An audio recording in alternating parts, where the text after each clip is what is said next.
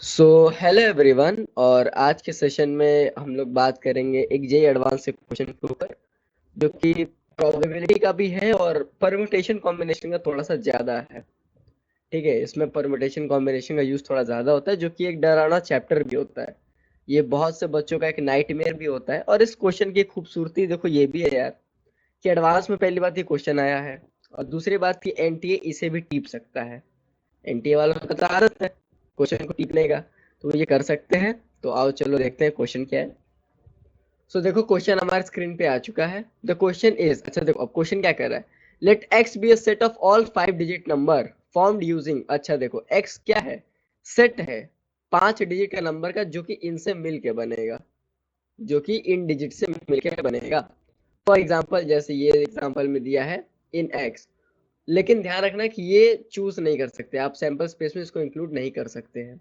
Suppose that each element of x has an equal chance of being chosen, मतलब x में x का जो भी एलिमेंट हम लोग चूज करेंगे उसका एक इक्वल चांस है। ठीक है, शकुनी के पास की तरह नहीं है। ठीक है, let P be the conditional probability, अच्छा पी जो है वो कंडीशनल प्रोबेबिलिटी है that an element chosen at random, कि मतलब पी क्या है, वो कंडीशनल प्रोबेबिलिटी है। किस चीज की प्रोबेबिलिटी है, कि एलिमेंट जो रैंडमली चूज होगा वो 20 का मल्टीपल होगा, लेकिन वो 5 का भी मल्टीपल होगा। ठीक है, मतलब वो बोल रहा है कि देखो भाई 5 डिजिट है और इनसे मिल करके जो है एक 5 डिजिट का नंबर बन रहा है। 5 तुम्हें डिजिट दे रखे ना, 1 2 2 2 4 4 0, इनसे मिलके एक 5 डिजिट का नंबर बनेगा। ठीक है, और हर एक एलिमेंट को चूज करने का एक इक्वल प्रोबेबिलिटी है, कि एक कंडीशनल प्रोबेबिलिटी है। ठीक है, जिसको हम लोग रैंडमली चूज करते हैं। जब हम लोग रैंडमली चूज करेंगे तो 5 का तो मल्टीपल होगा होगा, लेकिन वो 20 का भी होगा। तो तुमको 38 पी की वैल्यू बतानी है। यहाँ पे हम लोग थोड़ा सा रिवर्स इंजीनियरिंग का भी यूज करेंगे, लेकिन चलो उससे पहले है ना हम लोग सैंपल स्पेस खोज लेते हैं, सैंपल स्पेस। ठीक है, तो चलो आओ नेक्स्ट पेज से शुरू करते हैं। देखो जो नंबर 5 के डिजिबल है, मैं तुम्हें बता देता हूँ कि टेस्ट ऑफ डिजिबिलिटी देखो यही काम आती है। यहाँ पे तो 5 दिया है, हो सकता है आगे आने वाले पेपर में 9 दे दे, 6 दे दे। ठीक है, तो टेस्ट ऑफ डिजिबिलिटी याद करके रखना। तो अगर इन सारे डिजिट को ऐसे अरेंज करना है कि 5 का मल्टीपल हो, तो तुम्हें पता है ना कि लास्ट में 0 या 5 होना चाहिए। लेकिन तुम्हें जो एक्स के एलिमेंट दे रखे हैं वो क्या दे रखे हैं भाई, तुम्हारे एक्स में कितने एलिमेंट है। अच्छा, तो तुम्हारे पास एलिमेंट ही कितने हैं, तुम्हारे पास है टोटल एलिमेंट कितने हैं, तुम्हारे पास एलिमेंट हो गए 1 2 2 4 4 एंड 0, तुम्हारे पास ये एलिमेंट हो गए। ठीक है, अब तुम्हें ऐसा कोई नंबर बनाना है 5 डिजिट का जो 5 से डिजिबल हो, तो 1 2 3 4 5।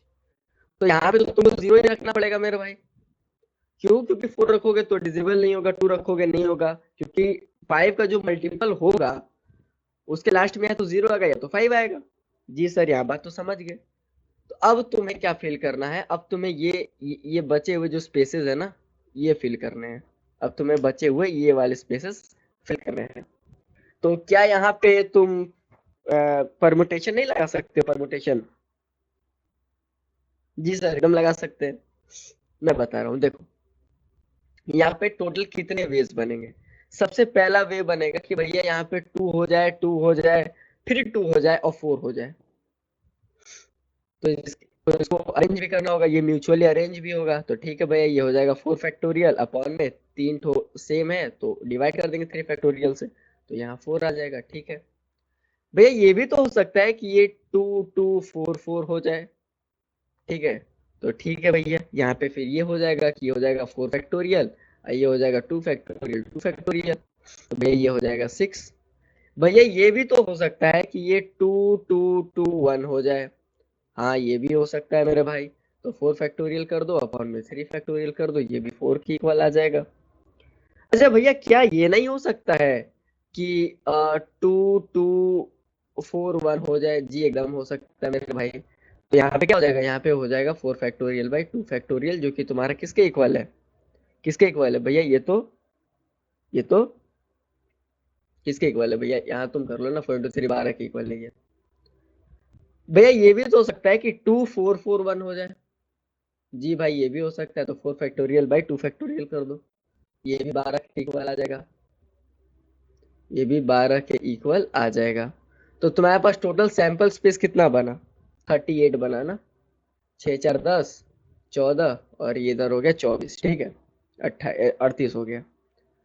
तो तुम्हारे तुम्हारे जो सेट एक्स है, तुम्हारा ये जो एक्स सेट है, तुम्हारा जो सेट एक्स है, तो number of element set x कितना हुआ भैया? ये तो 38 हो गया।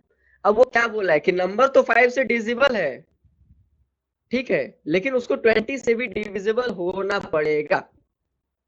तो तुम मेरे भाई एक काम करो, जब तुम 20 का निकालने बैठोगे ना, तो बहुत ही हालत खराब हो जाएगी। तो तुम्हें बोला गया है कि 20 की डिविजिबल निकालो। एक काम करो, तो वो सारे नंबर निकालो जो 20 से डिवाइड नहीं होंगे। अरे भैया आप ये क्या बोल रहे हैं, क्वेश्चन में तो डिवाइड करने को बोल रहे हैं। नहीं नहीं, तुम एक काम करो ना कि 20 से जो डिवाइड नहीं होगा तुम वही निकाल लो। वो निकालना आसान है, उसके बाद टोटल में से माइनस कर देना। हाँ भैया, ये कुछ समझ में आ रहा है। तो मेरे भाई अब देखो, 1 2 3 4 5 है, और तुम्हारे पास वो एलिमेंट कितने थे? तुम्हारे पास एलिमेंट था 1 2 2 2 4 4 और 0, यही था ना? यही थे ना? एक बात बताओ मेरे भाई कि अगर इसको 20 से डिविजिबल नहीं होना है, अगर तुम चाहते हो कि वो 20 से डिविजिबल ना हो, तो मजबूरन मजबूरन तुमको यहाँ 0 और यहाँ पे 1 रखना पड़ेगा। क्यों भैया? अरे भाई तुम देखो ना, सपोज मान लो कि यहाँ कोई नंबर है 40 मान लो, या सपोज करो तुम 40 रख दिए, तो कट नहीं जाएगा? देखो कट ही जाएगा। तुम 20 रखोगे तो भी कट जाएगा। तो लास्ट में जब 10 रहेगा ना, तो ही वो 20 से डिवाइड नहीं होगा। अब इसमें भी एक काम करो कि वही केसेस बना लो। इसमें भी एक काम करो कि वही वही केसेस बना लो।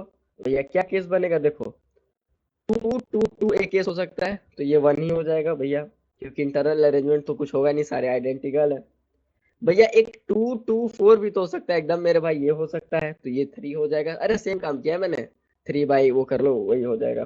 ठीक है भैया, ये 2 4 4 भी तो हो सकता है जी मेरे भाई, ये भी हो सकता है, तो ये भी 3 हो जाएगा। सो तुम्हें टोटल कितना मिलेगा? 7, और कोई पॉसिबल ही नहीं है। भाई पहले 0 नहीं रख सकते हो ना, क्योंकि तुम यहाँ 0 रख चुके हो। 1 भी नहीं रख सकते हो, क्योंकि तुमने ऑलरेडी यहाँ पे 1 रख दिया है, और सैंपल स्पेस में 1 और 0 एक एक बार ही है। तो अब ऐसे कौन से नंबर हैं जो कि 20 से डिविजिबल है? तो 20 से डिविजिबल ऐसे कौन कौन नंबर है भैया? टोटल मेरे पास सैंपल्स में इसमें 30 थे, वो 7 हो गए, तो मेरे पास से 31 बचा। तो टोटल 31 ऐसे नंबर है जो कि 20 के डिविजिबल होंगे, या यूं कह लो कि 20 के मल्टीपल होंगे। ठीक है, ठीक है, यहाँ पे बात मेरी समझ में आ रही होगी मेरे भाई। अब यहाँ से तुम्हारा क्वेश्चन ना एक लाइन का हो चुका है। ये क्या बोला है कि देखो, कंडीशनल प्रोबेबिलिटी है। तो तुम वही काम करोगे कि भैया वो प्रोबेबिलिटी क्या था? 31 था, 31/38 हो गया, तो 38 को इधर भेजो। सो 38 टाइम्स ऑफ पी कितना हुआ? 31 हो गया। और 38 पी की वैल्यू पूछ रही थी, जो कि 31 के इक्वल है, तो इसका आंसर क्या हुआ? 31 हो गया। अरे भैया कितना इजी क्वेश्चन था। हाँ मेरे भाई, ये क्वेश्चन बहुत इजी था, ये क्वेश्चन बहुत इजी था। बस इसमें ये केसेस बनाने में तुम्हें दिक्कत हो सकते थे, अगर तुम्हें परम्यूटेशन में थोड़ा सा भी दर्द है तो। बाकी ये एडवांस का क्वेश्चन है, ठीक है। वेल, अगर वीडियो पसंद आता है तो वीडियो को लाइक करना, शेयर करना, सब्सक्राइब करना, और तुम @mathsdieHard के एक टेलीग्राम चैनल पे भी जुड़ जाना, ठीक है।